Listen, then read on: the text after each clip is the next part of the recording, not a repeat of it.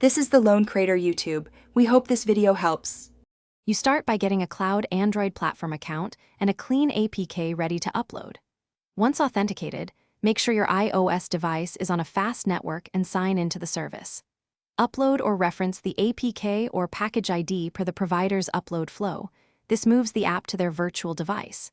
Make sure you grant any required permissions during upload so the app can access camera, storage, or sensors if needed.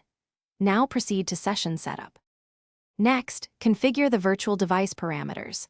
Pick an Android version and device profile that matches the app's requirements.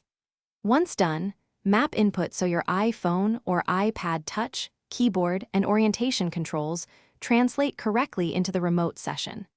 Make sure to enable persistent storage or snapshot support if you want installed apps and data to survive between sessions. Start the streaming instance and wait for the remote Android home screen to load. You're about to interact with the app in real time. Finally, open the Android app inside the streaming session and use it like a local app. Tap, type, and switch apps as needed. Once satisfied, create a web shortcut or bookmark on iOS for faster relaunch when the service supports deep links.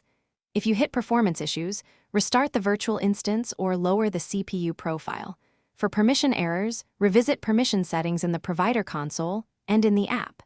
If you still can't connect, test a different network and contact support. Thanks for watching. Consider subscribing if we helped you.